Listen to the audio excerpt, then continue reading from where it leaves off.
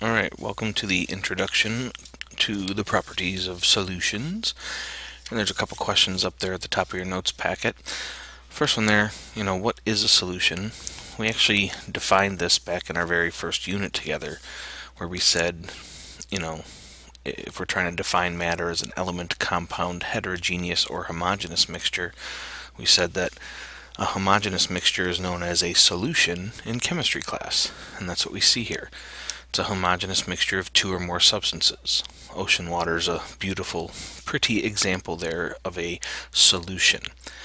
So what exactly do we mean by homogeneous? Well, that means that the solution looks the same throughout. Even if we went down to the particle level under a microscope, we would see, total perfect blending of all the different parts of the solution, like when we make Kool-Aid or any solution we've made in lab this year, copper chloride, copper sulfate, etc. And then we, of course, just did this lovely unit on water world because water is our most common solvent that we use to dissolve stuff in chemistry, and it's the most common solvent on the planet. And then, of course, we have that nice way of saying when a solute is dissolved in water, we call that an aqueous solution. So that's just a teeny little bit of refresher review before we start getting into the new stuff.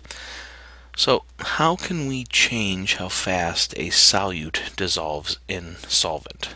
And again, there's different types of solutions. We can mix gases, we can mix liquids, solids, but we're going to focus on the one that we see the most often in our lab, where we take a solid solute and try to dissolve it into a solvent, like water. So how can we get a solid to dissolve faster? And that's what your notes say. Explain why these factors increase the rate at which a solute dissolves. So if I tell you to go home and make Crystal Light, you're going to open the packet, you're going to fill up a container with water, dump it in, and most likely your natural instinct is to stir it. Alright? And you can see how happy this gentleman is because he is, in fact, stirring. But when you stir, you simply are going to put the solute particles all throughout the solvent. So we have a much larger amount of solute surface area exposed to the solvent. And remember, like with water, it goes in and basically attacks the solute and rips it apart based on opposite charges. And so when there's more area for the water to quote-unquote attack, then it's going to happen a lot faster. Same thing with particle size. If you've ever seen sugar cubes versus a sugar packet, if you want the sugar to dissolve faster in your drink, then you're probably going to choose the sugar from the packet because the parts are a lot smaller. If you used a sugar cube, you'd probably put it in your beverage and then smash it to make it broke apart. And then, of course, you would then engage in stirring. But as it says there, when the particles are smaller, again, we have a larger amount of solute surface area exposed to the solvent, so the solvent can attack and pull it apart. Alright. Now, if you've ever seen sugar cubes, usually they're located near hot beverages like coffee or tea. And that's because temperature is our third factor here that can affect our rate of dissolving. If we have sugar cubes near hot beverages, then it really doesn't matter. That cube plops in and the heat of the solvent dissolves it fast anyway. As opposed to if we dropped a sugar cube in iced tea, it would take a lot longer and we'd have to crush it and stir it, etc. If we've got a higher temperature of our solvent, then that's a reflection again of kinetic energy. So those solvent particles are moving much, much faster, and so they can rip apart the solute and surround it. They can solvate it a lot faster. And so that's why the higher the temperature, typically the faster the solute will dissolve. We'll see some exceptions. And so there you see my lovely picture comparing iced tea to hot tea. Iced tea versus hot tea. Iced tea versus hot tea. Get it? Iced tea versus hot tea. I know, just seeing if you're still awake. Alright, let's move on to this solubility. And we can see a very technical definition here. The amount of substance that dissolves in a given quantity of a solvent at a given temperature to produce a saturated solution. And a given quantity of solvent, typically we say it's about 100 grams. That's our usual standard. And saturated solution we'll define here in a moment. But basically, what this is saying is how well Ooh, that didn't work very well. Sorry. I'll just stick to underlining.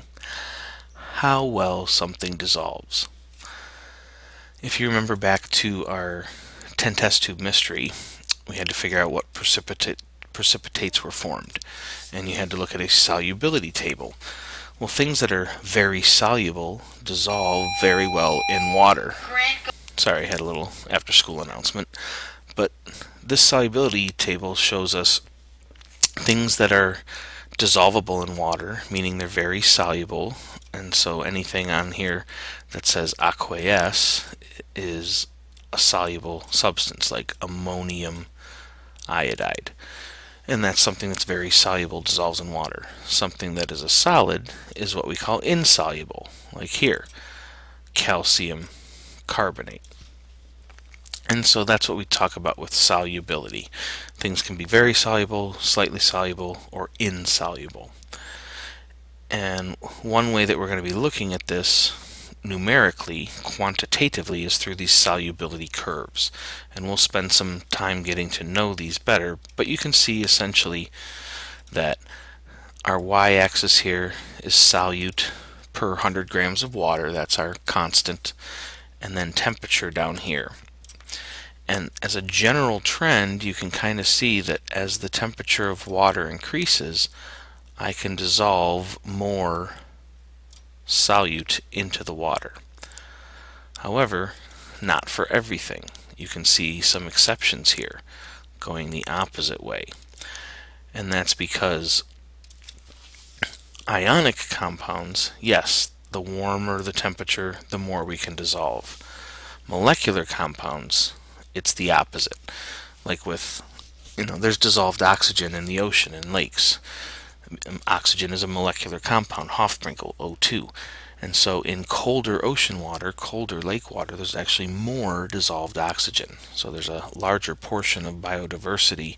More things live in colder temperatures of marine water because there's more dissolved oxygen. It's easier to breathe there for those organisms.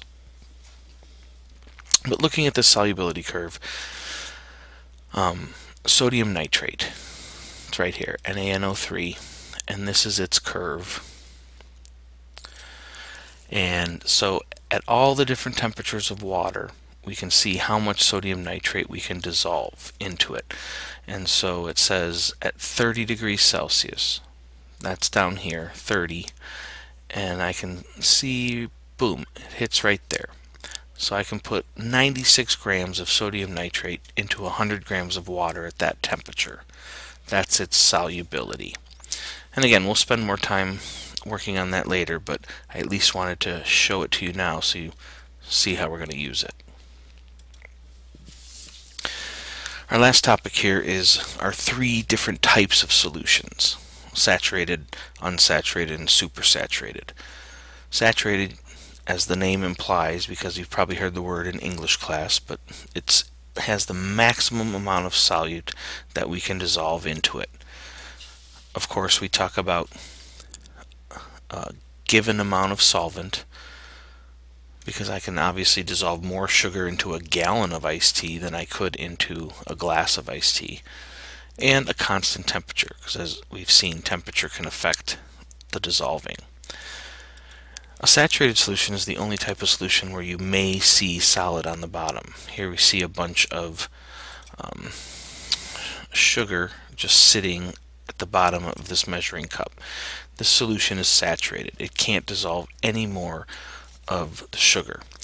Now that doesn't mean nothing's happening. If we went down to the particle level, like we like to go to, here we have salt water. There's a dynamic equilibrium that exists between the solid and liquid states. every time part of the sodium chloride here dissolves, once you're at a saturated solution, at the very same time, some of it precipitates back out. So again, every time some of the sodium and chloride ions dissolve, at the same time, some of the sodium chloride ions go back to being solid, precipitate out. If you think of like a jam-packed nightclub, if only 500 people can go in the nightclub, the bouncer regulates the door. If 10 people come out, 10 new people can go in. 5 people come out, 5 new people can go in. And so the club is full, the same number of people, but it's dynamic, it's changing, because it's not the same people. We're going to do some more equilibrium work the rest of the year, so I just thought it was important to mention it here. As the name implies, unsaturated is less than saturated. So an unsaturated solution has less solute than saturated. You can dissolve more solute. So if I put solute in, stir, do whatever, I can get it all to dissolve. There was room for it. So unsaturated is less than saturated. Saturated is the maximum. So what's supersaturated? More than the maximum. Say what? Exactly. There's more solute than should be at that temperature. It's a stressed out situation. Okay? If you've ever made rock candy, you have to make rock candy by putting a ton of sugar into water. Well, at room temperature, you could sit there all day and you would never be able to dissolve that sugar. So what you have to do is heat it up. To create a supersaturated solution, I have to take a saturated solution that has all that extra solute. I heat it up until the solute totally dissolves. Then I trick it. I gotta bring that solution back down to a lower temperature so that all that extra solute is trapped. Now, it's very stressed out, so if there's a disturbance, like if we add in a little more of the solute, a seed crystal, all that trapped solute is going to precipitate back out. If you ever had sweet tea versus unsweet tea. Unsweet tea, you just brew the tea, put it in the refrigerator, make it cold, and then if you want to add some sugar or whatever to it, you can only add a little bit because it's so cold. Sweet tea, like Arizona tea, Snapple, or McDonald's, you make the tea hot. You put all the sugar in when it's hot because it can dissolve more, and then you cool it down. And now you have a situation where the tea is much sweeter than it could have been at that cold temperature because you put the sugar in when it was hot. Alright, and so here we see with the rock candy, it's a supersaturated solution in the jars. You put a string in to disturb it, and all the extra sugar precipitates out and grows on the string. Let me show you one more example here. In this flask here on this video, I've got a supersaturated solution of sodium acetate. It's what we did in lab the other day. Well, right now this crystal is going to drop in, and as soon as the crystal hits, you see all of the excess solute starts to precipitate out, because it doesn't like to be trapped in that solution. Okay, so again, right before the crystal hit, it was supersaturated. That seed crystal hit, and then all the extra solute precipitated out. And now, because we see solid in the solution, solid solute, it goes back to being a saturated solution. Alright, so that's the end of this topic. And so we're going to draw and work with those solubility curves, and then we'll start calculating different concentrations of solutions later on. Alright, talk to you then.